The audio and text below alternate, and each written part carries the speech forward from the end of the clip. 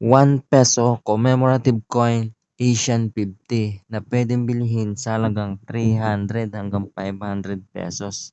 Basta po yan ay good condition at brilliant uncirculated na naka-blister pack, yung wala pong gasgas mga ka-altcoin buyer. Kung interesado ka po dito, unawain niyo pong maigi ang video. Magandang araw mga ka-altcoin buyer. Hawak ko nga po pala ang isa sa hard to find na commemorative coin na ₱1 Asian 50. Ito po ay semi-hard to find na kung ito po ay mga brilliant uncirculated condition o mga naka-blister pack, yung mga bagong labas po ng Bangko Sentral ng Pilipinas na hindi pa nagsi-circulate sa ating sirkulasyon mga ka-altcoin buyer. Kaya po kung meron po kayong mga ₱1, marami po ang uri ang ₱1 commemorative coin. Meron po yung Asian 50, 150 years Jose Rizal, General Artemio Ricarte, at si Father Horacio de la Costa. Marami pong klase ang ₱1 commemorative coin.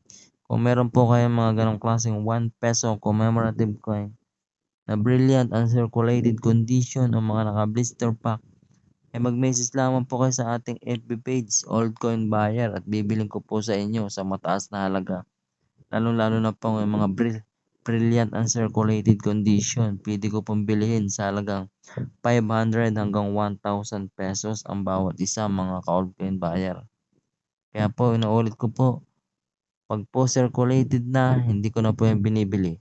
Ang binibili ko po ay mga brilliant uncirculated condition o mga naka-blister pack.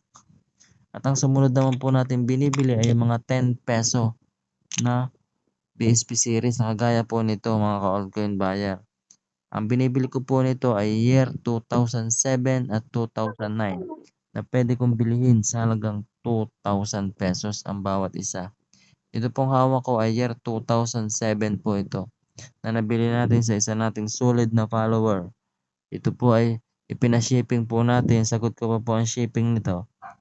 Malayo pa pong pinanggalingan pero sinagot ko na to dahil ito po ay hard to find coin at napaka-rare. Kung meron po kayong mga rare coin na hard to find, ay bibili ko po sa inyo sa halagang ₱2,000. Basta po yan ay tugma sa aking hinahanap na hard to find coin na year 2007 at 2009 mga ka-altcoin buyer. Inuulit ko po, 2007 at 2009 lamang po ang binibili ko sa ₱10 BSP series. Kung makakakita po kayo nito, ay mag-message lamang po kayo sa ating FB page at bibilin ko po sa inyo sa mataas na halaga.